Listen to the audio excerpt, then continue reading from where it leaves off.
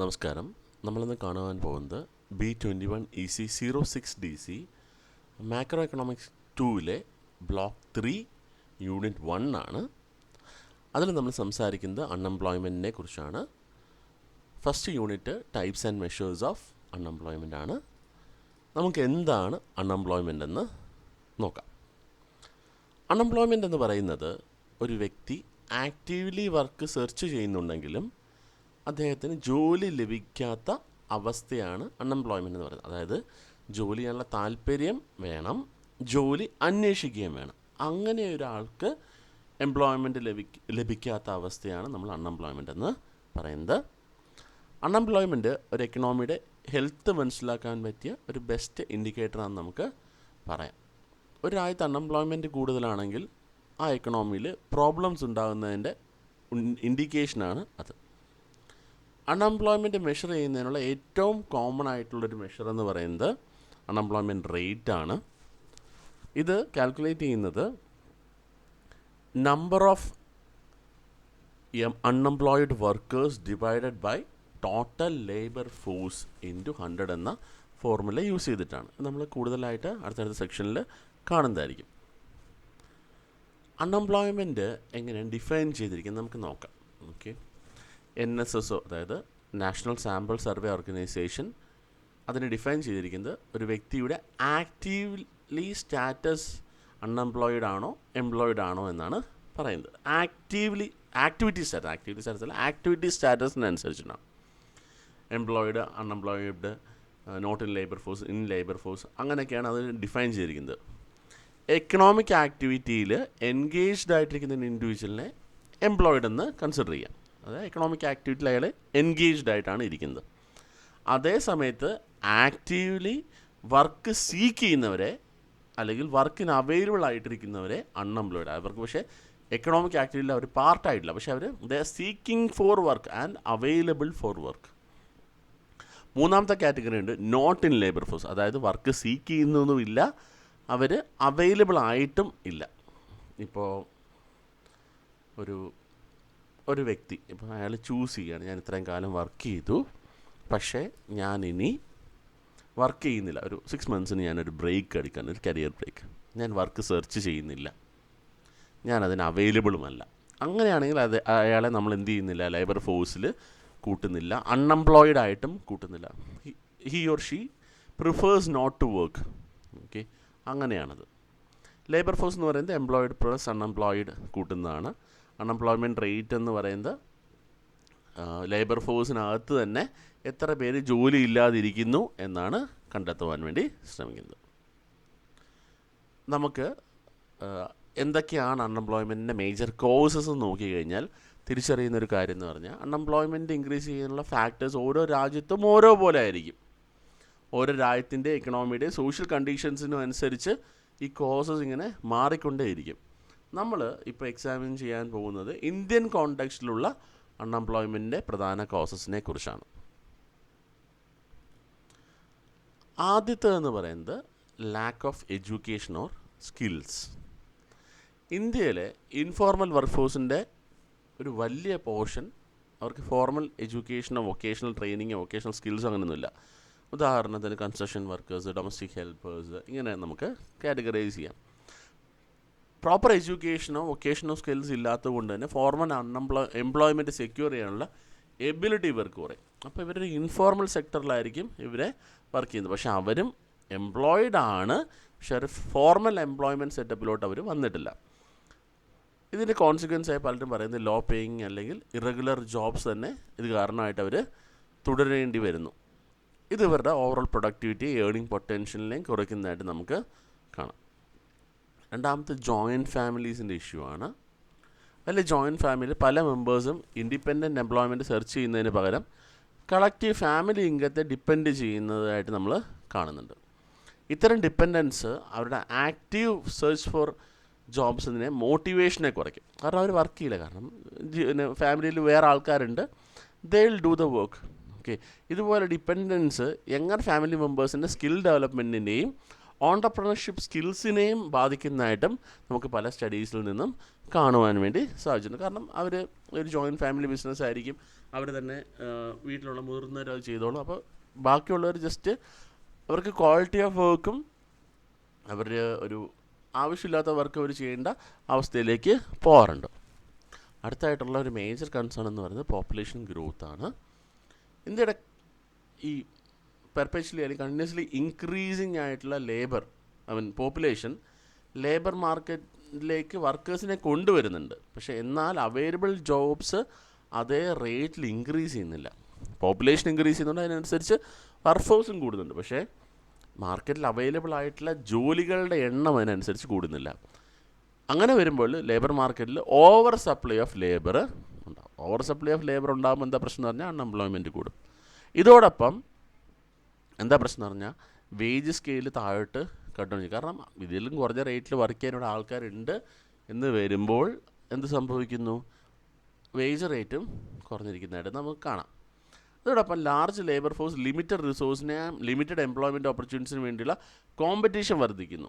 Competition വർദ്ധിക്കുന്ന സമയത്ത് കുറഞ്ഞ വേജസിൽ വർക്ക് ചെയ്യാൻ ആൾക്കാർ തയ്യാറാവുന്നുണ്ട്. പിന്നെ അഗ്രികൾച്ചർ സെക്ടറിൻ്റെ ഒരു ഡോമിനൻസ് ആണ്. ഇതിൽ ഏകദേശം ഒരു പകുതിയോളം വർക്ക് ഫോഴ്സ് ഇപ്പോഴും അഗ്രികൾച്ചർ സെക്ടർ അല്ലെങ്കിൽ അഗ്രികൾച്ചർ അലൈഡ് ആക്ടിവിറ്റീസിൽ എൻഗേജ്ഡ് ആണ്. അഗ്രികൾച്ചർ ഇപ്പോഴും അണ്ടർഡെവലപ്ഡ് ആണ്. നമ്മുടെ അഗ്രികൾച്ചർ സെക്ടർ മെക്കനൈസ്ഡ് അല്ല, പ്രോപ്പർലി ഇൻഡസ്ട്രിയലൈസ്ഡ് അല്ല. അതുകൊണ്ട് തന്നെ ഇവിടുത്തെ എംപ്ലോയ്മെൻറ്റ് കൂടുതലും സീസണലുമാണ്. അതായത് അഗ്രികൾച്ചർ സീസണിൽ എംപ്ലോയ്മെൻറ്റ് ലഭിച്ചാലും ഓഫ് സീസൺ സമയത്ത് പല അഗ്രികൾച്ചർ വർക്കേഴ്സിനും എംപ്ലോയ്മെൻറ്റ് ലഭിക്കുന്നുമില്ല. ചിലപ്പോൾ അവർക്ക് അണ്ടർ എംപ്ലോയ്മെൻറ്റും ആവാൻ സാധ്യതയുണ്ട്. കാരണം അവർക്ക് കിട്ടേണ്ട വേസ് കിട്ടുന്നില്ല. ജോലി ചെയ്യുന്നുണ്ടോ എന്ന് ചോദിച്ചാൽ ജോലി ചെയ്യുന്നുണ്ട്, പക്ഷേ അവർ കൃത്യമായിട്ടുള്ള വേതനം അവർക്ക് ലഭിക്കുന്നില്ല. അഗ്രികൾച്ചറിനെ ഇത്രയും അധികം ഡിപ്പെൻഡ് ചെയ്യുന്നത് മറ്റ് സെക്ടേഴ്സിലേക്ക് എംപ്ലോയ്മെൻറ്റ് ഓപ്പർച്യൂണിറ്റീസ് ഡൈവേഴ്സ് ചെയ്യുന്നതിൽ നിന്നും റെസ്ട്രിക്റ്റ് ചെയ്യുന്നുണ്ട്. വേറെ ജോലിക്ക് ആൾക്കാർ പോവില്ല. പിന്നെ അടുത്തായിട്ടൊരു അൺഎംപ്ലോയ്മെൻറ്റ് കോസ് എന്ന് പറയുന്നത് കോട്ടേജും സ്മോൾ സ്കെയിൽ ഇൻഡസ്ട്രിയുടെയും ഫോളാണ്. ഇൻഡസ്ട്രിയലൈസേഷനും മോഡേൺ മാനുഫാക്ചറിങ് ടെക്നിക്സും ട്രഡീഷണൽ ആൻഡ് കോട്ടേജ് ഇൻഡസ്ട്രീസിലെ എംപ്ലോയ്മെൻറ്റ് ഓപ്പർച്യൂണിറ്റീസ് ഒരുപാട് കുറച്ചിട്ടുണ്ട്. അതിൻ്റെ ഫലമായിട്ട് ആർട്ടിസൻസും സ്മോൾ സ്കെയിൽ വർക്കേഴ്സും ഒക്കെ അവരുടെ ജീവിതം തകരാനുള്ളൊരു സാഹചര്യം. കാരണം ഇൻഡസ്ട്രിയലൈസ്ഡ് ആയിട്ട് മെക്കനൈസ്ഡ് ആയിട്ടും പല സാധനങ്ങളും ചെയ്തു തുടങ്ങിയപ്പോഴത്തേന് ഇവർക്ക് ഈ കോട്ടേജ് ഇൻഡസ്ട്രിയിൽ വർക്ക് ചെയ്യുന്നവർക്ക് ജോലി നഷ്ടപ്പെട്ടു. Cottage and small industries rural എംപ്ലോയ്മെൻറ്റിൽ ഇമ്പോർട്ടൻ്റ് റോൾ പ്ലേ ചെയ്തായിട്ട് നമുക്ക് കാണാം. കാലാകാലങ്ങളായിട്ട് അത് നടന്നുകൊണ്ടിരുന്നൊരു പ്രോസസ്സായിരുന്നു. ഇവിടെ ഡിക്ലൈൻ ലോക്കൽ എക്കണോമി അഫക്റ്റ് ചെയ്തു. അതുപോലെ തന്നെ കമ്മ്യൂണിറ്റി ഡെവലപ്മെൻറ്റിന് സ്മോൾ ഇൻഡസ്ട്രീസിൻ്റെ ഇമ്പോർട്ടൻറ്റ് റോൾ ഉള്ളതിനാൽ ഇതിൻ്റെ ഡിക്ലൈൻ ലോക്കൽ എക്കണോമിയെയും ബാധിക്കുന്നുണ്ട്. ഇവിടെ വർക്ക് ചെയ്തുകൊണ്ടിരുന്നവർക്ക് ജോലി പോയി, അവർക്ക് വേറെ ജോലി കണ്ടുപിടിക്കാനുള്ള സ്കിൽസ് ഇല്ല, അതിനുള്ള ഓപ്പർച്യൂണിറ്റീസും ലോക്കൽ എക്കണോമിയിൽ അവൈലബിൾ അല്ലാത്ത അവസ്ഥയായിട്ട് നമുക്ക് കാണാം. അടുത്തൊരു ഇഷ്യൂ ലോ ലേബർ മൊബിലിറ്റിയാണ്. ഇന്ത്യയിൽ പല ആളുകളും വീട്ടിൽ നിന്ന് ദൂരേക്ക് മൂവ് ചെയ്യാൻ ബുദ്ധിമുട്ടുള്ളവരാണ്. ഇപ്പം പിന്നെ നമുക്ക് ഇത് കാരണങ്ങളിനകത്ത് അത്രയും പറയാൻ പറ്റില്ലെങ്കിലും ഇപ്പം നമുക്ക് തന്നെ അറിയാം, നമ്മുടെ ഇവിടെ തന്നെ എത്രയോ നോർത്ത് ഇന്ത്യൻസ് വന്ന് ഇവിടെ താമസിക്കുന്നുണ്ട്. പക്ഷേ ഇതൊരു മേജർ റീസണാണ്. ഇതിന് പല കാരണങ്ങളുമുണ്ട് ഈ ലേബർ മൊബിലിറ്റി. അതായത് അവരുടെ മൂവ്മെൻറ്റാണ് ലേബർ മൊബിലിറ്റി എന്ന് പറഞ്ഞു കഴിഞ്ഞാൽ. ലേബർ മൂവ്മെൻറ്റാണ് family ties, language barriers, religious considerations, climate preference, ഇതെല്ലാം ലേബർ മൊബിലിറ്റിയെ ലിമിറ്റ് ചെയ്യുന്നു.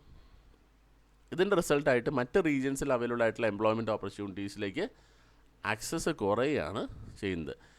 ഇതുപോലെ തന്നെ സ്കിൽഡ് വർക്കേഴ്സിനെ മറ്റൊരു സ്ഥലത്ത് സൂട്ടബിൾ ആയിട്ടുള്ള ജോബ് അവൈലബിൾ ആയിരിക്കും, അവിടേക്ക് മൂവ് ചെയ്യാത്തതിനാൽ അവർക്ക് എന്ത് ചെയ്യുന്നു, എംപ്ലോയ്മെൻറ്റ് ഓപ്പർച്യൂണിറ്റീസ് നഷ്ടമാകുന്നു. കാരണം ഇപ്പം പിന്നെ അങ്ങനെ പറയാൻ പറ്റില്ല. ഇപ്പം മൈഗ്രൻ്റ് ലേബറേഴ്സ് ഇഷ്ടം പോലെ മൂവ് ചെയ്യുന്നുണ്ട്. പക്ഷേ എന്നാൽ ഈ ലാംഗ്വേജ് ബാരിയേഴ്സും ഫാമിലി ഇഷ്യൂസൊക്കെ നിലനിൽക്കുന്നതായിട്ട് നമുക്ക് കാണാം. എഡ്യൂക്കേഷൻ സിസ്റ്റത്തിലെ ഡിഫക്ട്സ് ആണ് നമ്മൾ ആദ്യമേ പറഞ്ഞു. ഇത് വരുന്ന എവിടെയാണെന്ന് പറഞ്ഞു കഴിഞ്ഞാൽ എഡ്യൂക്കേഷൻ സിസ്റ്റത്തിൻ്റെ പ്രശ്നമാണ് ഇവിടെ നമ്മൾ പ്രതിപാദിക്കുന്നത്.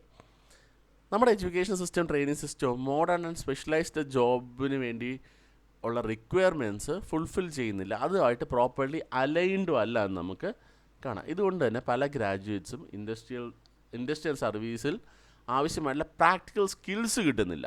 ഒരു ജോബ് ഓറിയൻറ്റഡ് ആയിട്ടുള്ള സ്കിൽസ് ലഭിക്കുന്നില്ല. എഡ്യൂക്കേറ്റഡ് ഇൻഡിവിജ്വൽസ് ആണ്, പക്ഷേ അവർക്ക് അൺഎംപ്ലോയിഡ് ആയിട്ട് നിൽക്കേണ്ടി വരുന്നു. കാരണം അവർക്ക് അതിന് വേണ്ടിയുള്ള സ്കിൽസ് ലഭിക്കുന്നില്ല. ഒരു സ്ഥലത്ത് അവർക്ക് ഒന്നെങ്കിൽ അവർ എഡ്യൂക്കേറ്റഡ് ഇൻഡിവിജ്വൽസ് അൺഎംപ്ലോയ്മെൻറ്റ് അല്ലെങ്കിൽ അണ്ടർ എംപ്ലോയ്മെൻറ്റ് നേരിടുന്നു. മറുവശത്ത് എംപ്ലോയേഴ്സിന് അഡ്യൂക്കേറ്റ്ലി ട്രെയിൻഡ് ആയിട്ടുള്ള വർക്ക്ഫോഴ്സിനെ കിട്ടുന്നില്ല. കാരണം അവർക്ക് വേണ്ടത് കൃത്യമായിട്ടുള്ള ട്രെയിനിങ് ലഭിച്ചിട്ടുള്ള കൃത്യമായിട്ട് കഴിവുള്ള ആളുകളാണ്. പക്ഷേ കഴിവുള്ള ആളുകൾ വരുന്നില്ല, കാരണം അവർ പ്രോപ്പർലി ട്രെയിൻഡ് അല്ല. അവർക്ക് സ്കിൽസ് ഉണ്ടാവും, പക്ഷേ സ്കിൽസ് ആ ജോലിക്ക് വേണ്ട സ്കിൽസ് അവർ എഡ്യൂക്കേഷൻ സിസ്റ്റത്തിൽ നിന്ന് അക്വയർ ചെയ്യുന്നില്ല. ഇത്രയാണ് റീസൺസ്. ഇത് നമുക്ക് അൺഎംപ്ലോയ്മെൻറ്റിൻ്റെ കോൺസിക്വൻസ് എന്തൊക്കെ, എന്താ പറയുക, അൺഎംപ്ലോയ്മെൻ്റ് ഒരു സീരിയസ് പ്രോബ്ലമാണ്. ഇത് കാരണം ഒത്തിരി ഇമ്പാക്റ്റ് ഉണ്ടാകുന്നതാണ്. ആ ഇമ്പാക്റ്റ് എന്തൊക്കെയാണെന്ന് നമുക്ക് ജസ്റ്റ് ഒന്ന് നോക്കിപ്പോവാം. ഓക്കെ, ഇതാ എക്കണോമിക് സൈഡിൽ നിന്ന് നോക്കുമ്പോൾ അൺഎംപ്ലോയ്മെൻറ്റ് വാല്യുബിൾ റിസോഴ്സിൻ്റെ വേസ്റ്റേജ് ആണ് ഉണ്ടാകുന്നത്. പ്രത്യേകിച്ച് man power resources properly use ചെയ്യാൻ വേണ്ടി പറ്റുന്നില്ല. Long term unemployment economic inequality increase ചെയ്യുകയും സസ്റ്റൈനബിൾ എക്കണോമിക് ഗ്രോത്തിനെ അഫക്റ്റ് ചെയ്യുകയും ചെയ്യുന്നുണ്ട്. നെഗറ്റീവ്ലി തന്നെ അഫക്റ്റ് ചെയ്യുന്നുണ്ട്. നമുക്കറിയാം, അത് കൃത്യമായിട്ട് നമുക്ക് മനസ്സിലാവും. അൺഎംപ്ലോയ്മെൻറ്റ് പോവർട്ടി ദാരിദ്ര്യം വർദ്ധിപ്പിക്കുകയും പണമുള്ളവനും പാവപ്പെട്ടവനും തമ്മിലുള്ള ഗ്യാപ്പ് അത് വൈഡൻ ചെയ്യുകയും ചെയ്യുന്നുണ്ട്. ഒരു സിനിമയിൽ മറ്റേ രജനീകാന്ത് പറഞ്ഞ പോലെ the rich become richer, poor become poorer, ശിവാജിയിലാന്ന് തോന്നുന്നു. അപ്പോൾ അങ്ങനെ പറയുന്നുണ്ട്. അത് കാരണം എന്ന് പറഞ്ഞാൽ ഈ അൺഎംപ്ലോയ്മെൻറ്റ് വരുന്ന സമയത്ത് ഈ ഗ്യാപ്പ് വൈഡൻ ചെയ്യുകയാണ് ചെയ്യുന്നത്. സോഷ്യൽ ഇമ്പാക്റ്റ് എന്തൊക്കെയാണെന്ന് നോക്കി കഴിഞ്ഞ് കഴിഞ്ഞാൽ അൺഎംപ്ലോയ്മെൻറ്റ് ഒരു സൊസൈറ്റിയിൽ തന്നെ ഒരു ഡിസ്ട്രസ് ഉണ്ടാക്കുന്നുണ്ട്. ആളുകളുടെ ഇടയിൽ തന്നെ ഒരു ഡിസ്ട്രസ് ഉണ്ടാക്കുന്നുണ്ട്. ഇൻകം കുറയുകയും ഫിനാൻഷ്യൽ ഇൻസെക്യൂരിറ്റിയും കൂടുകയും ചെയ്യുന്നുണ്ട്. ഹൈ അൺഎംപ്ലോയ്മെൻറ്റ് യൂത്തിൽ, അതായത് യുവാക്കൾക്കിടയിൽ ഒരു ഹോപ്പ്ലെസ്നെസ്സിനും ഡിസ്പെയർ ഉണ്ടാക്കാനുള്ള സാധ്യതയുണ്ട്. ഇതുപോലെ തന്നെ ക്വാളിറ്റി ഓഫ് ലൈഫിനെയും ഇത് സാരമായിട്ട് ബാധിക്കുന്നതായിട്ട് നമുക്ക് കാണാം. ക്വാളിറ്റി ഓഫ് ലൈഫ് കുറയുന്ന സമയത്ത് ഒരു സോഷ്യൽ ഡിസെൻഗേജ്മെൻ്റ് ഉണ്ടാവും. അവിടെ ആളുകളൊരു മാറി നിൽക്കുന്നൊരവസ്ഥ ഉണ്ടാകുന്നത്.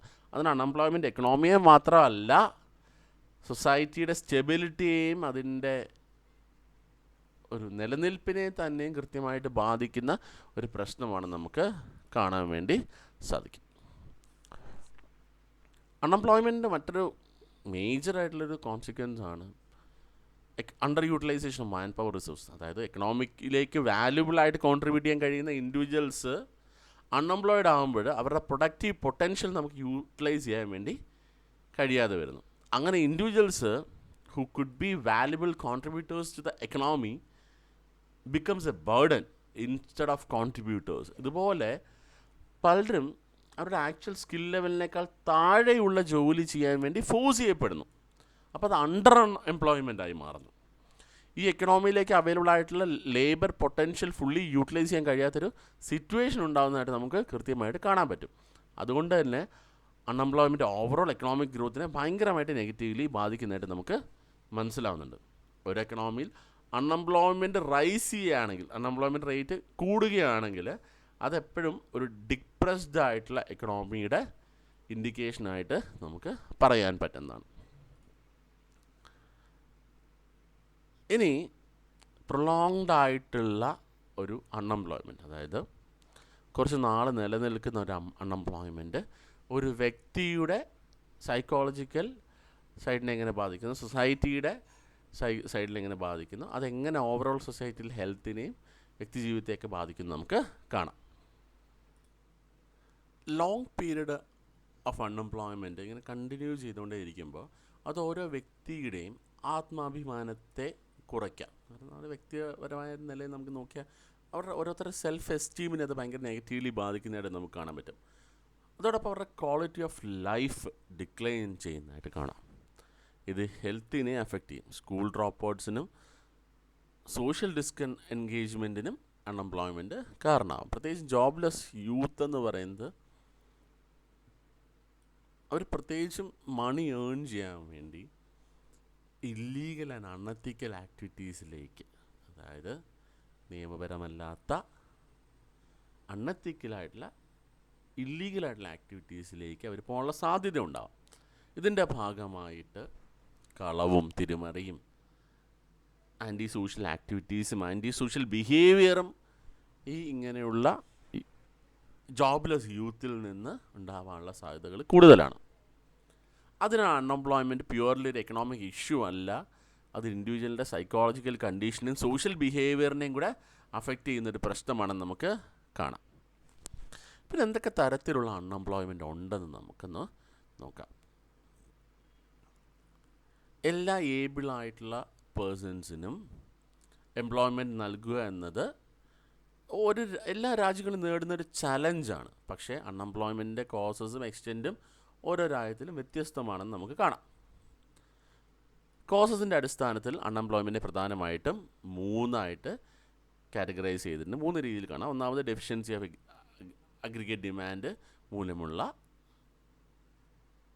അൺഎംപ്ലോയ്മെൻറ്റ്. രണ്ടാമതായിട്ട് ഷോർട്ടേജ് ഓഫ് ക്യാപിറ്റൽ എക്യുപ്മെൻറ്റ് അല്ലെങ്കിൽ അതർ കോംപ്ലിമെൻ്ററി റിസോഴ്സസ്, അതായത് റിസോഴ്സ് അവൈലബിലിറ്റിയിൽ നിന്നുള്ള ഒരു അൺഎംപ്ലോയ്മെൻറ്റ്. മൂന്നാമത് ഫ്രിക്ഷണൽ ഫാക്ടേഴ്സ് കാരണമുള്ള അൺഎംപ്ലോയ്മെൻറ്റ്.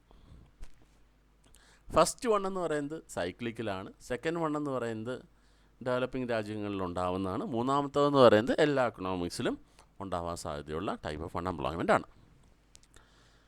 സോഷ്യൽ പോളിസിയുടെ ഗോൾസിൽ ഒന്നാണ് ഫുൾ എംപ്ലോയ്മെൻറ്റ് അച്ചീവ് ചെയ്യുക എന്നത്.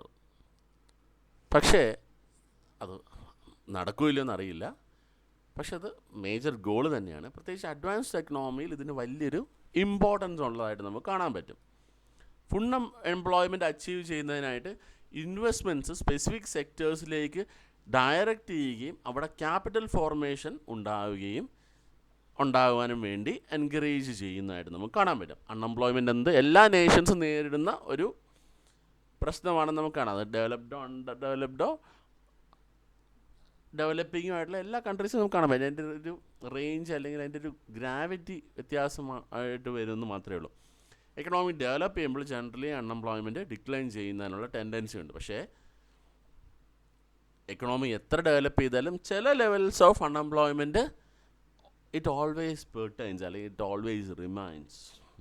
ഇപ്പോൾ US എക്കണോമി ഒരു ഭയങ്കര വലിയ എക്കണോമി ആണ് നമ്മൾ പറയുന്നൊരു എക്കണോമി. ഫുള്ളി ഡെവലപ്ഡ് ആയിട്ടുള്ള ഏത് എക്കണോമി നോക്കിയാലും there will be some sort of unemployment there. Okay, അതുണ്ടാവും. നമ്മൾ നേച്ചർ ആൻഡ് ക്യാരക്ടറിസ്റ്റിക്സിൻ്റെ ബേസിൽ നമുക്ക് അൺഎംപ്ലോയ്മെൻറ്റിനെ കാറ്റഗറൈസ് ചെയ്ത് കഴിഞ്ഞാൽ നമുക്ക് 4 കാറ്റഗറീസ് ആണുള്ളത്. Open, disguised, voluntary, under unemployment.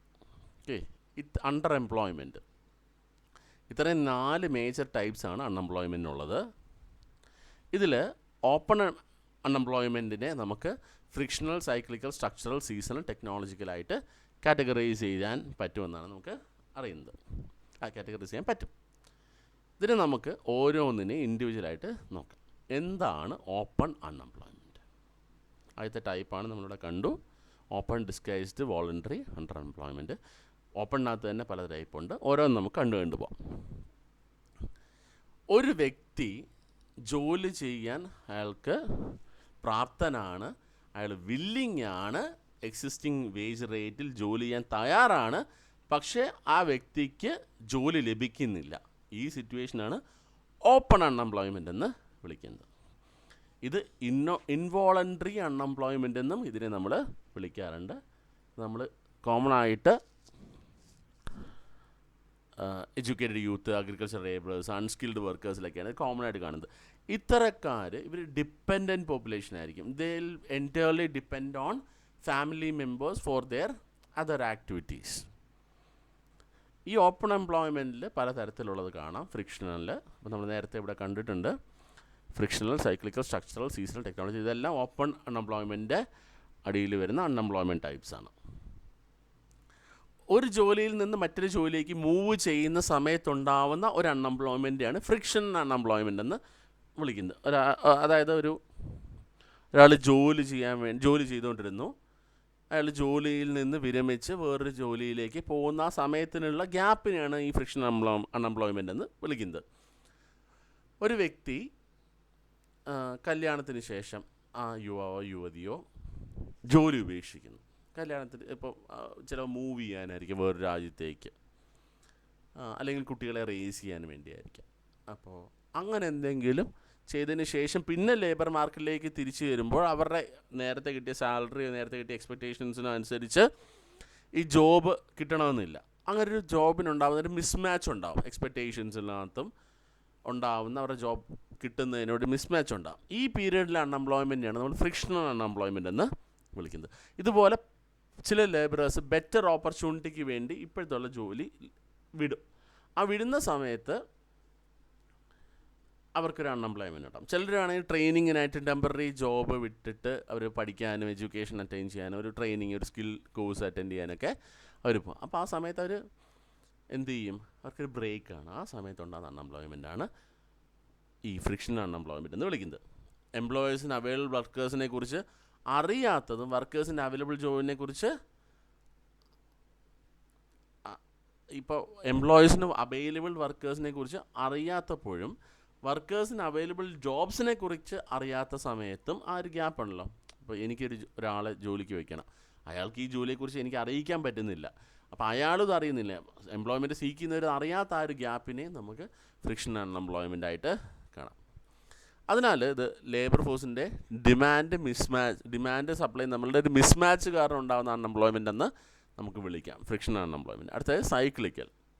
Economic ആക്ടിവിറ്റീസിലുണ്ടാവുന്ന fluctuations, അതായത് ബിസിനസ് സൈക്കിളിലുണ്ടാവുന്ന വ്യതിയാനങ്ങൾ മൂലം, അതായത് ബൂം, റിസഷൻ, ഡിപ്രഷൻ, റിക്കവറി എന്നൊരു സൈക്കിൾ ഉണ്ടല്ലോ ബിസിനസ് സൈക്കിളിൽ എപ്പോഴും, അത് കാരണം ഉണ്ടാവുന്ന സൈക്ലിക്കൽ ഫ്ലക്ച്വേഷൻസ് കാരണം ഉണ്ടാകുന്ന അൺഎംപ്ലോയ്മെൻ്റ് ആണ്. അപ്പോൾ ഒരു എക്കണോമിയിൽ നമുക്കിത് ഇത്രയും ഫേസസ് നടക്കുന്നതായിട്ട് കാണാം. ബൂം സമയത്ത് എക്കണോമിയിൽ ആക്ടിവിറ്റി ഹൈ ആയിരിക്കും, എക്കണോമി ഫുൾ എംപ്ലോയ്മെൻറ്റിലേക്ക് എത്തിച്ചേരാൻ പറ്റും. പിന്നീട് ബൂമിൽ നിന്ന് റിസഷനിലേക്ക് പോകുന്നു. ഈ സമയത്ത് കുറേ പേർക്ക് ജോലി നഷ്ടപ്പെടുന്നു. അത് അൺഎംപ്ലോയ്മെൻറ്റ്. കാരണം റിസോഴ്സ് അത്രയും യൂട്ടിലൈസ് ചെയ്യുന്നില്ല, അവിടെ ആക്ടിവിറ്റീസ് നടക്കുന്നില്ല, ക്യാപിറ്റൽ ഫോർമേഷൻ ഉണ്ടാകുന്നില്ല. അത് കാരണം എന്ത് ചെയ്യുന്നു? ചിലർക്ക് ജോലി നഷ്ടപ്പെടുന്നു, അൺഎംപ്ലോയ്മെൻറ്റ് ഉണ്ടാകും. സൈക്ലിക്കൽ അൺഎംപ്ലോയ്മെൻറ്റ് ഒരു കൈനീഷ്യൻ തിയറിയുമായിട്ട് അസോസിയേറ്റ് ചെയ്ത് വരുന്നൊരു തിയറിക്കൽ ഫ്രെയിം വർക്ക് കൂടാണ്. അഗ്രിഗേറ്റ് എഫക്റ്റീവ് ഡിമാൻഡ് എക്കണോമിയുടെ പ്രൊഡക്റ്റീവ് കപ്പാസിറ്റിനെക്കാട്ടിയും താഴോട്ട് അത് പോകുമ്പോൾ ഇത് സൈക്ലിക്കൽ അൺഎംപ്ലോയ്മെൻറ്റ് സംഭവിക്കുന്നു.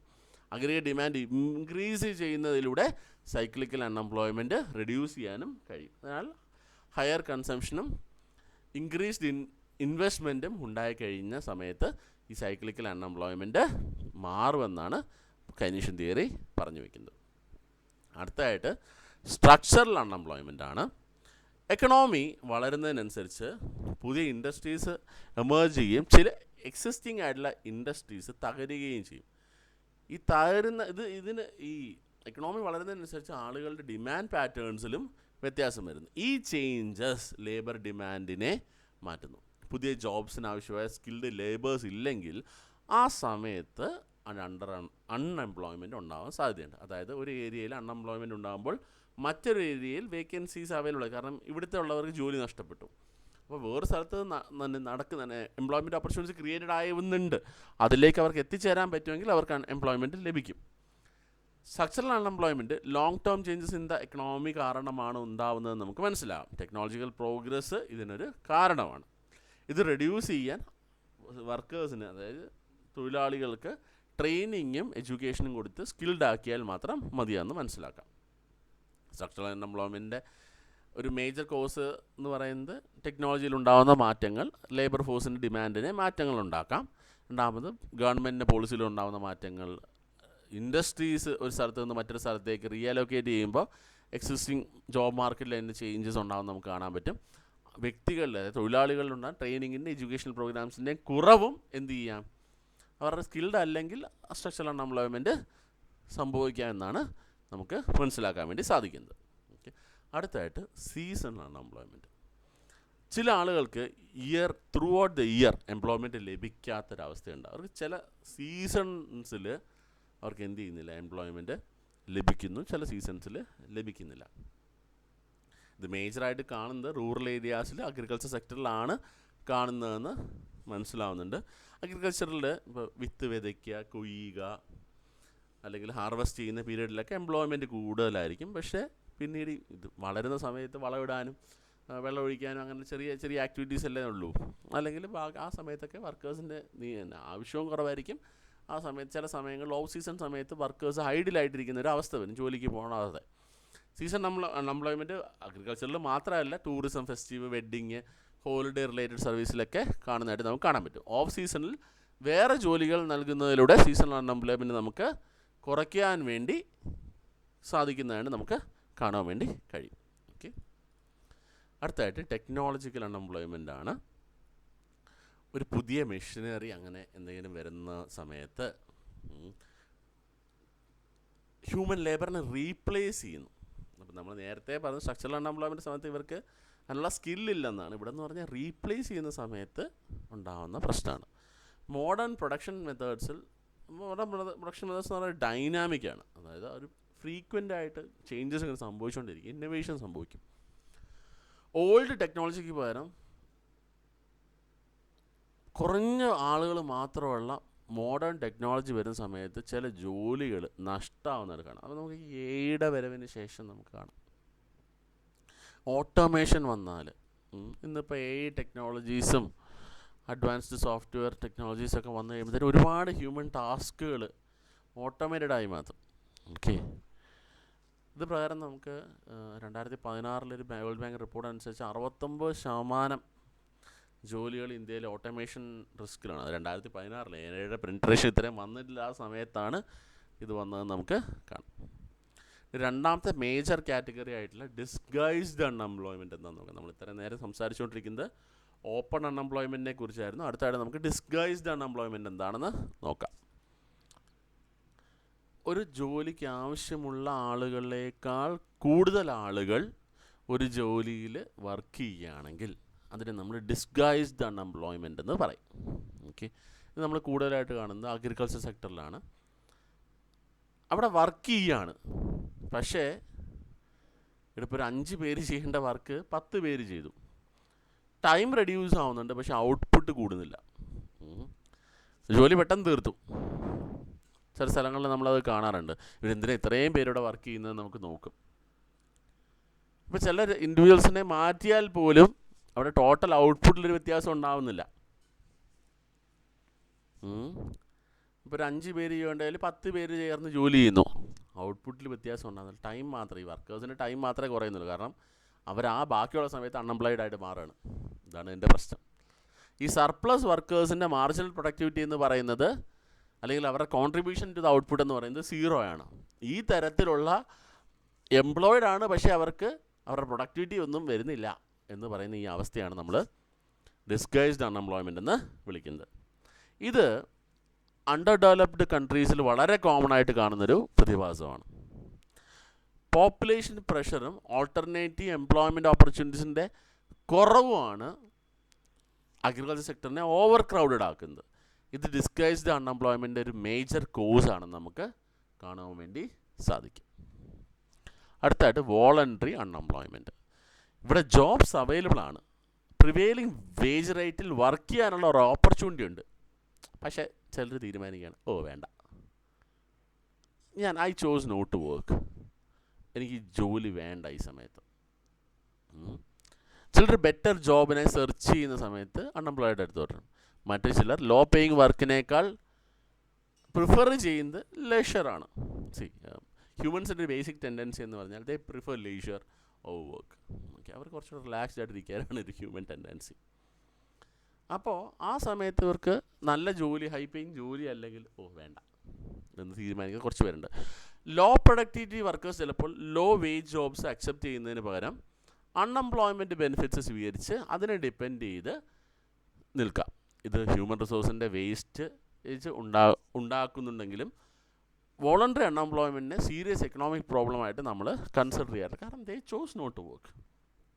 ഓക്കെ, അവർ പ്രിവെയിലിംഗ് വേജ് റേറ്റിൽ, അവർ പറഞ്ഞ വേജ് റേറ്റിൽ അവർ വർക്ക് ചെയ്യാൻ വേണ്ടി അവരുടെ ജോബ് അവൈലബിൾ ആണ്, പക്ഷേ ദേ പ്രിഫർ നോട്ട് ടു വർക്ക്. അതാണ് ഈ അവസ്ഥ. ഇനി അണ്ടർ എംപ്ലോയ്മെൻ്റ് ഉണ്ട്. ഒരു വ്യക്തി ജോലി ചെയ്യുന്നുണ്ട്, പക്ഷേ ആ ജോബ് അവരുടെ സ്കിൽസ്, എബിലിറ്റീസ്, എഡ്യൂക്കേഷൻ ക്വാളിഫിക്കേഷൻസുമായിട്ട് മാച്ച് ചെയ്യുന്നതല്ല എങ്കിൽ അവർ അണ്ടർ എംപ്ലോയിഡ് ആണ്. ഉദാഹരണത്തിന് ഇപ്പോൾ നമ്മൾ പലരും കാണുന്നുണ്ട്, ഈ ബിടെക് ഗ്രാജുവേറ്റ്സ് ആയിട്ടുള്ളൊരു ഡെലിവറിക്ക് പോകുന്നു, ഡെലിവറി സർവീസിന് വേണ്ടി. കാരണം അതിന് ബിടെക് ഗ്രാജുവേറ്റോ അല്ലെങ്കിൽ ഒരു പ്രൊഫഷണൽ ഗ്രാജുവേറ്റ് ആവണ്ട, ബിടെക് ഞാൻ പറയല്ല, ഒരു പ്രൊഫഷണൽ ഗ്രാജുവേറ്റ് ആയിട്ടുള്ളവർ പോകുന്നു. സൈഡ് ഗിഗായിട്ട് വർക്ക് ചെയ്യുന്നവരുണ്ട്. ഒരു ജോലിയുണ്ട്, പിന്നെ ഒരു പാർട്ട് ടൈമായിട്ട് വർക്ക് ചെയ്യുന്നവരാണെങ്കിൽ കുഴപ്പമില്ല. പക്ഷേ ഒരാൾക്ക് അവരുടെ പ്രൊഫഷണൽ ക്വാളിഫിക്കേഷൻ അകത്ത് നിന്നുകൊണ്ട് തന്നെ വ്യക്തിപരമായിട്ടൊരു ജോലി കണ്ടുപിടിക്കാൻ പറ്റിയില്ല. അപ്പോൾ അവരുടെ ഇപ്പോൾ ചെയ്യുന്ന ജോലി എന്ന് പറഞ്ഞാൽ എംപ്ലോയ്ഡ് ആണോ എന്ന് ചോദിച്ചാൽ എംപ്ലോയ്ഡ് ആണ്, പക്ഷേ അവർ കൃത്യമായിട്ട് ജോലി ലഭിക്കുന്നില്ല എന്നൊരവസ്ഥയുണ്ട്. ഈ അവസ്ഥയെ ആണ് നമ്മൾ എന്ത് വിളിക്കുന്നത്? അണ്ടർ എംപ്ലോയ്മെൻ്റ് എന്ന് വിളിക്കുന്നത്.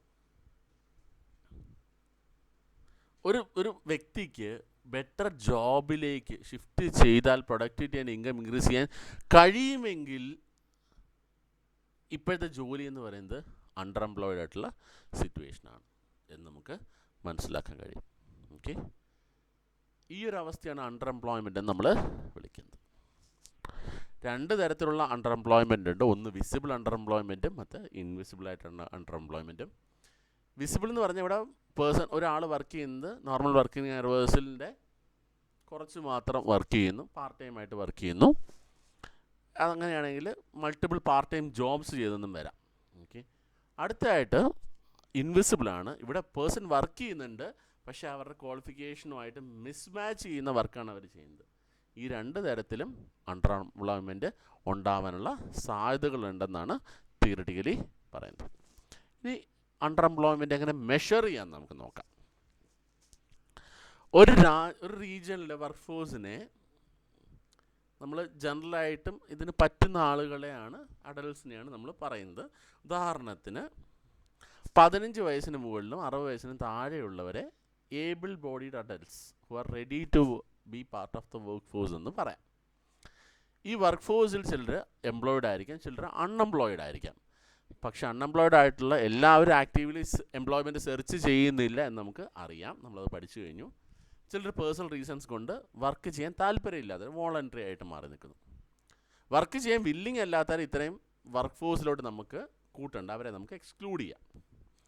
ഈ എക്സ്ക്ലൂഷനിൽ നിന്ന് ലഭിക്കുന്ന അവസാനത്തെ തുകയാണ് ലേബർ ഫോഴ്സ് എന്ന് പറയുന്നത്. അതായത് ലേബർ ഫോഴ്സിൽ എംപ്ലോയിഡ് ആയിട്ടുള്ളവരുണ്ട്, പ്ലസ് അൺഎംപ്ലോയിഡ് എന്ന് മൊത്തത്തിൽ പറയേണ്ട ആക്റ്റീവ്ലി സീക്കിങ് എംപ്ലോയ്മെൻ്റ് എന്ന് നമുക്ക് പറഞ്ഞാൽ മതി. അവരാണ് അപ്പോൾ ഇത്രയും നേരത്തെ നമ്മൾ പഠിച്ചതിൽ നിന്ന് നമുക്ക് മനസ്സിലായ കാര്യങ്ങളാണ്. അതായത് ലേബർ ഫോഴ്സ് എന്ന് പറയുന്നത് എംപ്ലോയിഡ് ആയിട്ടുള്ളവരും ആക്റ്റീവ്ലി ജോബ് സെർച്ച് ചെയ്യുന്നവരുമായിട്ടുള്ളവരുടെ കൃത്യമായിട്ടുള്ള എണ്ണത്തെയാണ് നമ്മൾ പറയുന്നത്. ഇവിടെ അൺഎംപ്ലോയിഡ് പേഴ്സൺസ് ആരാണെന്ന് നമുക്ക് ക്ലിയർ ആയിട്ട് അറിയാം. ആരാണ് unemployed? Are those who are willing to work, are actively seeking for unemployment and are not able to find the job. അയാൾക്ക് താല്പര്യമുണ്ട് വർക്ക് ചെയ്യാൻ, അയാൾ ജോലിക്ക് വേണ്ടി അന്വേഷിക്കുന്നുണ്ട്, പക്ഷേ താല്പര്യമുണ്ട്, പക്ഷേ ഞാൻ അന്വേഷിക്കുന്നില്ല എന്ന് പറഞ്ഞാൽ അയാൾ അൺഎംപ്ലോയിഡ് അല്ല. He voluntarily chose not to find work. Okay, അവർ താല്പര്യമുണ്ട്, പക്ഷേ എനിക്ക് ജോലി നോക്കാൻ വയ്യ എന്ന് പറഞ്ഞിരിക്കാൻ അവർ അൺഎംപ്ലോയിഡ് അല്ല, ഒരു വോളണ്ടറി അൺഎംപ്ലോയിഡായിട്ട് മാറുന്നതാണ്. അവർ ലേബർ ഫോഴ്സിൻ്റെ ഭാഗമാണ് നമുക്ക് പറയാൻ വേണ്ടി പറ്റുന്നില്ല. ഓക്കെ, അൺഎംപ്ലോയ്മെൻ്റ് റേറ്റ് നമ്മൾ നേരത്തെ പറഞ്ഞു. ലേബർ ഫോഴ്സിൽ എത്ര പെർസെൻറ്റേജ് ആയിട്ടുള്ളവരാണ് അൺഎംപ്ലോയിഡ് എന്ന് കണ്ടുപിടിക്കാൻ വേണ്ടി നമ്മൾ ഉപയോഗിക്കുന്ന ഫോർമുലയാണ് unemployment rate equal to number of unemployed workers divided by total labour force into 100 ആണ്. പിന്നെ അടുത്ത് ലേബർ ഫോഴ്സ് പാർട്ടിസിപ്പേഷൻ റേറ്റ് ആണ്. Labour ഫോഴ്സിൻ്റെ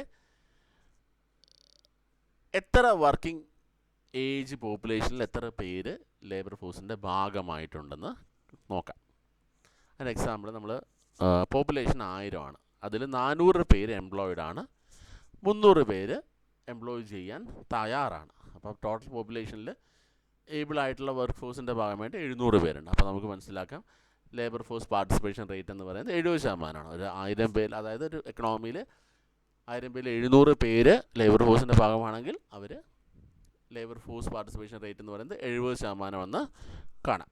higher labour force participation rates lower അൺഎംപ്ലോയ്മെൻറ്റിനെ ഇൻഡിക്കേറ്റ് ചെയ്യുന്നുവെന്നും വൈസ് വേഴ്സ നമുക്ക് കാണാം. ഹയർ ലേബർ ഫോഴ്സ് പാർട്ടിസിപ്പേഷൻ ആണ്, കാരണം ഇവിടെ നമുക്ക് ഒരു 40% ഉള്ളെങ്കിൽ ബാക്കി 70% അൺഎംപ്ലോയിഡ് ആണെന്ന് കാണാം. ഓക്കെ, അത് higher rate of labour force participation എന്ന് പറയുന്നത് അവർ കൃത്യമായിട്ട് വർക്ക് ചെയ്യാൻ വേണ്ടി തയ്യാറായിട്ട് എംപ്ലോയിഡായിട്ട് പോകാൻ താല്പര്യമുള്ളവരാണെന്ന് നമുക്ക് കാണുവാൻ വേണ്ടി സാധിക്കും. അടുത്തായിട്ട് അമേരിക്കൻ ബ്യൂറോ ഓഫ് സ്റ്റാറ്റിസ്റ്റിക്സ്, അതായത് ABSൻ്റെ ക്ലാസിഫിക്കേഷൻ എങ്ങനെ നോക്കാം. ABS പോപ്പുലേഷൻ ഏജ്ഡ് ആയിട്ടുള്ള 16 വയസ്സിന് മുകളിലായിട്ടുള്ളവരെ ക്ലാസിഫൈ ചെയ്യുന്നത് എങ്ങനെയാണെന്ന് നോക്കാം. 4 കാറ്റഗറീസാണ്: employed, unemployed, not in labour force, in part of labour force. ഇങ്ങനെയാണ് കാറ്റഗറൈസ് ചെയ്യുന്നത്. അവർ പറയുന്നതനുസരിച്ച് എംപ്ലോയിഡ് എന്ന് പറയുന്നത് engaged in paid work, okay, includes people who are temporarily absent due to illness, strikes and vacations. ഇങ്ങനെ കാരണം അവർ ആക്ടിവിറ്റീസിൽ പാർട്ടാണ്, പക്ഷേ ചില കാരണങ്ങളാൽ അവർ എന്ത് ചെയ്യുന്നു, ഒരു ബ്രേക്ക് എടുത്ത്, രോഗകാരണങ്ങൾ, ഇപ്പോൾ ജോലിയിൽ നിന്ന് സ്ട്രൈക്ക്, വെക്കേഷൻ, അങ്ങനെയൊക്കെ നോക്കാം. അൺഎംപ്ലോയിഡ് എന്ന് പറഞ്ഞു കഴിഞ്ഞാൽ എംപ്ലോയബിൾ ആയിരിക്കും, ആക്റ്റീവ്ലി സെർച്ച് ചെയ്യുന്നവരായിരിക്കും, പക്ഷെ കൃത്യമായിട്ട് അവർക്ക് ആ ഒരു സമയത്തിൽ എന്ത് ചെയ്യുന്നില്ല, ആ റെഫറൻസ് വീക്ക്, ആ കാലയളവിൽ അവർക്ക് ജോലി ലഭിച്ചിട്ടില്ല. നോട്ട് ഇൻ ലേബർ ഫോഴ്സ് എന്ന് പറയുന്നത് not looking for job, search ചെയ്യാത്തവരെയാണ് അവർ എന്ത് ചെയ്യുന്നത്, നോട്ട് ഇൻ വർക്ക് ഫോഴ്സ് എന്ന് പറയുന്നത്. ഇപ്പോൾ വീട്ടിൽ ജോലി മാത്രം ചെയ്ത് നിൽക്കുന്നവർ, റിട്ടയർ ആയിട്ടുള്ളവർ, സ്റ്റുഡൻസ് ആയിട്ടുള്ളവർ, അവർ നോട്ട് ഇൻ വർക്ക് ഫോഴ്സാണ്. ലേബർ ഫോഴ്സ് എന്ന് പറയുന്നത് അൺഎംപ്ലോയിഡും എംപ്ലോയിഡുമായിട്ടുള്ള ഇൻഡിവിജ്വൽസിൻ്റെ ടോട്ടലിനെയാണ് ABS അങ്ങനെ കൺസിഡർ ചെയ്യുന്നത്. ഓക്കെ, ഇത്രയാണ് നമ്മൾ ആ ഒരു കാറ്റഗറിയിൽ എംപ്ലോയ്മെൻറ്റ് റേറ്റ് പറഞ്ഞ് വയ്ക്കുന്നത്. അൺഎംപ്ലോയ്മെൻറ്റ് റേറ്റ് പലതരത്തിൽ പറഞ്ഞു വയ്ക്കുന്നത്. ഇന്ത്യയിൽ നാഷണൽ സാമ്പിൾ സർവേ ഓഫീസ് അവർ വർക്ക് ചെയ്യുന്നത് ministry of statistics and programme implementation, MOSPI എന്ന് പറയുന്ന മിനിസ്ട്രിയുടെ അണ്ടറിലാണ്. അവർ യൂസ് ചെയ്യുന്നത് 3 സ്റ്റാറ്റിസ്റ്റിക്സ് അപ്രോച്ചസ് ആണ്. Usual status approach, weekly status approach, daily status approach. ഇങ്ങനെ 3 കാറ്റഗറീസാണ് അവർ ഫോളോ ചെയ്യുന്നത്. Weekly status usual status approach എന്താണെന്ന് നോക്കി കഴിഞ്ഞാൽ, ഒരു വ്യക്തി ഒരു വർഷത്തിൽ 183 ദിവസത്തിൽ കൂടുതൽ വർക്ക് ചെയ്യുന്നുണ്ടെങ്കിൽ, അല്ലെങ്കിൽ വർക്കിന് അവൈലബിൾ ആണെങ്കിലും ആക്ച്വലി 183 ദിവസത്തിൽ, അതായത് he or she is available for work for 183 days, പക്ഷേ ആ 183 ദിവസത്തിൽ കുറവാണ് വർക്ക് ചെയ്തിട്ടുള്ളതെങ്കിൽ ആ വ്യക്തിയെ അൺഎംപ്ലോയിഡ് ആയിട്ട് കൺസിഡർ ചെയ്യുന്നു. അതായത് നമ്മൾ നേരത്തെ പറഞ്ഞ അൺഎംപ്ലോയ്മെൻറ്റിൻ്റെ ആ ഡെഫിനേഷനിൽ തന്നെയാണ് they are willing to work, they are not able to find the work. Okay, അപ്പോൾ വില്ലിംഗ് ആണ്, 183 ദിവസം വർക്ക് ചെയ്യാൻ വില്ലിംഗ് ആണ്, പക്ഷേ 183 ദിവസം വർക്ക് കിട്ടുന്നില്ല എങ്കിൽ അവരെയാണ് അൺഎംപ്ലോയിഡ് ആയിട്ട് കൺസിഡർ ചെയ്യുന്നത്. ഈ അൺഎംപ്ലോയ്മെൻറ്റ് റേറ്റ് കാൽക്കുലേറ്റ് ചെയ്യുന്നത് number of unemployed workers divided by total labour force into 100 എന്ന് പറയുന്ന ഫോർമുല തന്നെ ഉപയോഗിച്ചിട്ടാണ്. അടുത്തായിട്ട് വീക്ക്ലി സ്റ്റാറ്റസ് അപ്രോച്ചാണ്. ഇവിടെ റെഫറൻസ് വീക്ക് എന്ന് പറയുന്ന ഒരു ഇതാണ് നോക്കുന്നത്. ആ റെഫറൻസ് വീക്ക് ഒരു പ്രത്യേക കാലയളവിൽ ആ വ്യക്തി മുഴുവൻ റെഫറൻസ് വീക്കിലും വർക്ക് ചെയ്യാൻ റെഡിയായിരുന്നു, പക്ഷേ ആ വീക്കിൽ എംപ്ലോയ്മെൻറ്റ് ലഭിക്കുന്നില്ല. ആ ലഭിക്കുന്നില്ല എങ്കിൽ അവർക്ക് റെഫറൻസ് പീരീഡ് എന്ന് പറഞ്ഞാൽ ഒരു കാലാവധി, ഒരു 1 വീക്കിൻ്റെ കാലാവധിയാണ് അത്. ആ കാലയളവിൽ എത്ര പേർക്ക് ജോലി ലഭിച്ചില്ല, അവർ വർക്ക് ചെയ്യാൻ വില്ലിംഗ് ആയിരുന്നു പക്ഷെ ജോലി ലഭിച്ചില്ല എന്നതാണ് ഈ വീക്ക്ലി സ്റ്റാറ്റസ് അപ്രോച്ചിൽ കൺസിഡർ ചെയ്യുന്നത്. അടുത്തതായിട്ട് ഡെയിലി സ്റ്റാറ്റസ് അപ്രോച്ച്. ഇത് അൺഎംപ്ലോയ്മെൻറ്റ് മാൻഡേയ്സിൻ്റെ അവറിലാണ് കാൽക്കുലേറ്റ് ചെയ്യുന്നത്. അതായത് ആളുകൾ വർക്ക് ചെയ്യാൻ വില്ലിംഗ് ആണെങ്കിൽ വർക്ക് ലഭിക്കാതെ പോയ നമ്പർ ഓഫ് മാൻഡേയ്സ്. ഓക്കെ, അത് കണ്ടുപിടിക്കുന്ന ഫോർമുല എങ്ങനെയാണെന്ന് പറഞ്ഞാൽ unemployment man divided by total available mandays, unemployed mandays divided by total available mandates into 100. അതായത് ആളുകൾ വർക്ക് ചെയ്യാൻ വില്ലിംഗ് ആണെങ്കിലും അവർക്ക് ലഭിക്കാതെ പോയ നമ്പർ ഓഫ് മാൻഡേയ്സിനെയാണ് ഇവിടെ കൺസിഡർ ചെയ്യുന്നത്. അൺഎംപ്ലോയിഡ് മാൻഡേയ്സിനെ ടോട്ടൽ അവൈലബിൾ മാൻഡേയ്സിനെ കൊണ്ട് ഡിവൈഡ് ചെയ്ത് 100നെ വെച്ച് മൾട്ടിപ്ലൈ ചെയ്യുമ്പോഴാണ് ഡെയിലി സ്റ്റാറ്റസ് അൺഎംപ്ലോയ്മെൻറ്റ് റേറ്റ് ലഭിക്കുന്നതായിട്ട് നമുക്ക് കാണുവാൻ സാധിക്കും. ഓക്കെ, ഈ 3 അപ്രോച്ചസ് ആണ്. ഇതിൻ്റെ ലിമിറ്റേഷൻസ് എന്തൊക്കെയാണെന്ന് നമുക്ക് നോക്കാം. 4 മേജർ ലിമിറ്റേഷൻസ് ആണ് നമ്മൾ ലിസ്റ്റ് ചെയ്തിരിക്കുന്നത്. അൺഎംപ്ലോയ്മെൻറ്റ് റേറ്റ് മെഷർമെൻറ്റിൻ്റെ എംപ്ലോയ്മെൻറ്റ് റേറ്റിനെ കുറിച്ചും മെഷർമെൻറ്റിനെ കുറിച്ചുള്ള ഇഷ്യൂസ്, ലിമിറ്റേഷൻ. ഒന്നാമത് low literacy rate and limited awareness ആണ് കൺട്രീസിനകത്ത്. ഡേറ്റ കളക്ട് ചെയ്യാൻ ചുമതലപ്പെടുത്തിയ ഉദ്യോഗസ്ഥർക്ക് കൃത്യമായിട്ടുള്ള അല്ലെങ്കിൽ ഒഫീഷ്യൽസിന് കൃത്യമായിട്ടുള്ള ട്രെയിനിങ് ഇല്ലാത്തത്. മൂന്നാമത്തെ, അൺഎംപ്ലോയ്മെൻറ്റ് ഫിഗേഴ്സ് കളക്ട് ചെയ്യുമ്പോൾ കുറേ പേര് ഗസ്റ്റ് വർക്ക് ഉപയോഗിച്ച് കൃത്യമായിട്ട് ഡേറ്റ കളക്ട് ചെയ്യില്ല. അവരുടെ ഡ്യൂട്ടീസ് ഇന്നഡിക്വേറ്റായിട്ടുള്ള എക്യുപ്മെൻറ്റ്സ് ഒഫീഷ്യൽസിന് അവൈലബിൾ ആകാത്തതും അൺഎംപ്ലോയ്മെൻറ്റ് റേറ്റിൻ്റെ മെഷർമെൻറ്റിനെ ക്വാളിറ്റി എഫിഷ്യൻസിയെ റിലയബിലിറ്റിയും ബാധിക്കുന്നതായിട്ട് നമുക്ക് കാണാം. ഓക്കെ, അത് കൃത്യമായിട്ട് പ്രതിപാദിച്ച് പോവുകയാണ്. അണ്ടർ എംപ്ലോയ്മെൻറ്റ് കൺട്രീസിൽ ലിറ്ററസി റേറ്റ് വളരെ കുറവായിരിക്കും. ഈ അൺഎംപ്ലോയ്മെൻറ്റ് സംബന്ധിച്ചാൽ റിലയബിൾ സ്റ്റാറ്റിസ്റ്റിക്കൽ ഡേറ്റ കളക്ട് ചെയ്യുന്നതിൽ കുറേ ബുദ്ധിമുട്ടുകൾ ഉണ്ടാകുന്നുണ്ട്. ആക്യുറേറ്റ് ആയിട്ടുള്ള ഡേറ്റ കളക്ട് ചെയ്യാതിരുന്നു കഴിഞ്ഞാൽ അത് മെഷർ ചെയ്യാനും ഡിഫിക്കൽട്ടായിട്ടും. പിന്നെ കൃത്യമായിട്ടുള്ള ഈ ഒഫീഷ്യൽസിന് ട്രെയിനിങ് കിട്ടും. ഡേറ്റ കളക്ഷൻ്റെ ചുമതലയുള്ള ഒഫീഷ്യൽസ് കൃത്യമായിട്ട് ട്രെയിനിങ് കിട്ടിയില്ലെങ്കിൽ അവർ തരുന്ന ഫിഗേഴ്സും കറക്റ്റ് ആയിരിക്കില്ല, അൺറിലയബിൾ ആയിരിക്കും എന്ന് നമുക്ക് മനസ്സിലാക്കാൻ വേണ്ടി സാധിക്കും. നമ്മൾ നേരത്തെ പറഞ്ഞു തന്നെയാണ്, ഗസ്റ്റ് വർക്ക് ഉപയോഗിച്ച് ചെയ്യുന്നു. കൃത്യമായിട്ടുള്ള സ്റ്റാറ്റിസ്റ്റിക്കൽ ടൂൾസും ഒന്നും ഇവർക്ക് അവൈലബിളാവാത്ത അവസ്ഥയും ഇതിനെ ബാധിക്കുന്നു. എന്തൊക്കെയാണ് മേജർ കോസ്റ്റ് ഓഫ് അൺഎംപ്ലോയ്മെൻറ്റ് എന്നാണ് നമുക്ക് അടുത്തായിട്ട് കാണാനുള്ളത്. അൺഎംപ്ലോയ്മെൻറ്റ് കോസ്റ്റ് എന്ന് പറയുന്നത്, അൺഎംപ്ലോയ്മെൻറ്റ് ഉണ്ടാകുമ്പോൾ എക്കണോമിയിൽ ഒരു ഔട്ട്പുട്ട് ലോസ് ഉണ്ടെന്ന് നമുക്ക് കാണാം. കാരണം എക്കണോമി ഫുൾ പൊട്ടൻഷ്യലിലേക്ക് എത്തുന്നില്ല. ടാക്സ് റവന്യൂവും കുറഞ്ഞിരിക്കുന്നതുമായിട്ട് നമുക്ക് കാണാൻ പറ്റും. അൺഎംപ്ലോയിഡ് ഇൻഡിവിജ്വൽസിനുണ്ടാവുന്ന ബുദ്ധിമുട്ടുകൾ എക്കണോമിയുടെയും സൊസൈറ്റിയുടെയും മൊത്തത്തിലൊരു കോസ്റ്റ് ക്രിയേറ്റ് ചെയ്യുന്നുണ്ട്. ഇതിൻ്റെ കോസ്റ്റ് എന്ന് പറയുന്നത് economic cost, personal cost, social cost, government cost, cost of waste of resources എന്ന് നമുക്ക് കാറ്റഗറൈസ് ചെയ്യാം. കാരണം ഇത്രയും ബുദ്ധിമുട്ടുകളാണ് അല്ലെങ്കിൽ ഇത്രയും കോസ്റ്റ് ഇമ്പാക്റ്റാണ് എക്കണോമിയിൽ ഉണ്ടാകുന്നത്. എക്കണോമിക് കോസ്റ്റ് എന്ന് പറയുമ്പോൾ അൺഎംപ്ലോയ്മെൻറ്റ് കാരണം ഗുഡ്സ് ആൻഡ് സർവീസ് പ്രൊഡ്യൂസ് ചെയ്യാൻ ഇൻഡിവിജ്വൽ സൈഡിൽ നിന്ന് കഴിയുന്നില്ല. ഇൻഡിവിജ്വൽസ് ഐഡിയലായിട്ടിരിക്കും. അതുകൊണ്ട് എക്കണോമിയുടെ ഔട്ട്പുട്ട് കുറയും. G D P potential G D പിയേക്കാൾ താഴെയാണെന്ന് കാണാം.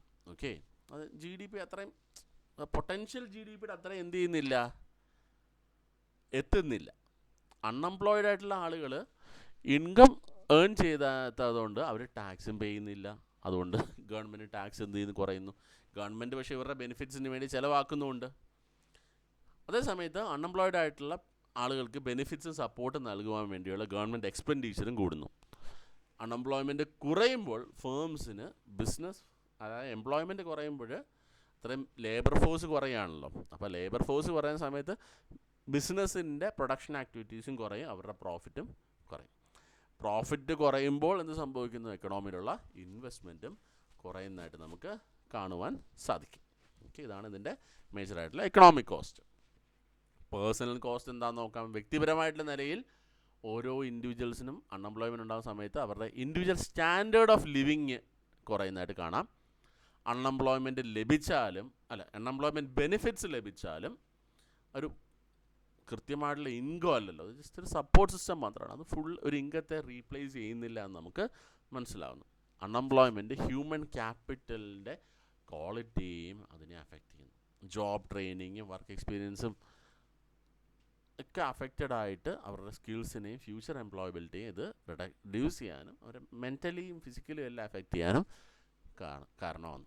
ഇതുപോലെ അൺഎംപ്ലോയ്മെൻറ്റിൻ്റെ മെൻ്റൽ ഹെൽത്തും ഫിസിക്കൽ ഹെൽത്തും നെഗറ്റീവായിട്ട് ബാധിക്കുകയും ആളുകളുടെ ഇടയിൽ ഡിപ്രഷൻ, ആങ്സൈറ്റി, അത് കൂടുതലായിട്ടുള്ള ഇഷ്യൂസും സബ്സ്റ്റൻസ് അബ്യൂസിലേക്കൊക്കെ ആളുകൾ പോകാനും കാരണമാകുന്നു. ഹൈ അൺഎംപ്ലോയ്മെൻറ്റ് ഇൻഡിവിജ്വൽ കോസ്റ്റ് മാത്രമല്ല, എക്കണോമിക് ഇമ്പാക്റ്റ് മാത്രമല്ല, സൊസൈറ്റിയുടെ ഫുൾ ഫങ്ഷനെയും അഫക്റ്റ് ചെയ്യുന്നുണ്ട്. ഒരു എക്കണോമി ഫുൾ കപ്പാസിറ്റിയിൽ വർക്ക് ചെയ്യുന്നില്ല, അതുകൊണ്ട് ഔട്ട്പുട്ട് ഇൻകം കുറഞ്ഞിരിക്കുന്നു എന്ന് കാണാം. പക്ഷേ പ്രൊലോങ്ഡ് ആയിട്ടുള്ള ഒരു മാസ് അൺഎംപ്ലോയ്മെൻറ്റ്, അത് കുറേ കാലം നിലനിൽക്കുന്നൊരു മാസ് അൺഎംപ്ലോയ്മെൻറ്റ് സൊസൈറ്റിയിൽ അൺട്രസ്റ്റ് ഉണ്ടാക്കാൻ സാധ്യതയുണ്ട്. ഇതോടൊപ്പം പോവർട്ടി ഇൻക്രീസ് ചെയ്യാനും ഹൗസ് ഹോൾഡ് ഡെപ്റ്റ്, കടം കൂടുവാനും, ഇതുപോലെ തന്നെ അൺഎംപ്ലോയ്മെൻറ്റ് ക്രൈമും ആൽക്കഹോളിസവും വാൻഡലിസവുമായിട്ടുള്ള സോഷ്യൽ ഇഷ്യൂസിനും കാരണമാകുന്നെന്ന് നമ്മൾ പഠനങ്ങൾ തെളിയിച്ചിട്ടുണ്ട്. അടുത്തായിട്ട് ഗവൺമെൻറ്റിനുണ്ടാവുന്ന ഒരു കോസ്റ്റ് ഉണ്ട്. അൺഎംപ്ലോയ്മെൻറ്റ് കാരണം ആളുകൾ എന്ത് ചെയ്യുന്നില്ല, ഏൺ ചെയ്യുന്നില്ല, സ്പെൻഡ് ചെയ്യുന്നില്ല, ടാക്സ് റവന്യൂ അതുകൊണ്ട് കുറയുന്നതായിട്ട് കാണാം. ഇതേ സമയത്ത് തന്നെ അൺഎംപ്ലോയ്മെൻറ്റ് ബെനിഫിറ്റ് കൊടുക്കുകയും ഗവൺമെൻറ് ബാക്കിയുള്ള ചിലവുകൾ ചെയ്യാൻ വേണമല്ലോ. ഇത് അഡീഷണൽ എക്സ്പെൻഡിച്ചറിന് കാരണമാവുകയും കൃത്യമായിട്ടുള്ള സ്ഥലങ്ങളിലേക്ക് ഫണ്ടിങ് കൊടുക്കുവാനും ഗവൺമെൻറ്റിന് പറ്റുന്നില്ല. ഗവൺമെൻറ്റിൻ്റെ ഡെപ്റ്റ് ഇൻക്രീസ് ചെയ്യുകയും ഇതിന് ഒരു പ്രധാനപ്പെട്ട ഇഷ്യൂ ആണ്. ഡെപ്റ്റ് കാരണം തന്നെ കടം കൂടുന്നു. കാരണം ബെനിഫിറ്റ്സ് ലഭിക്കുന്നുമില്ല, എന്നാൽ ഗവൺമെൻറ് അൺഎംപ്ലോയ്മെൻറ്റ് ബെനിഫിറ്റ്സ് കൊടുക്കാൻ വേണം. ഇവിടെ നിന്ന് റിട്ടേൺ ആയിട്ട് വലിയ സ്പെൻഡിങ് ഉണ്ടാകുന്നില്ല, ടാക്സ് റവന്യൂ ജനറേറ്റ് ചെയ്യാനും ഗവൺമെൻറ്റിന് പറ്റുന്നില്ല എന്നുള്ളത് ഒരു ഗവൺമെൻറ് കോസ്റ്റും, അതുവഴി ഗവൺമെൻറ് കടം കൂടുവാനും പ്രശ്നമാകുന്നുണ്ട്.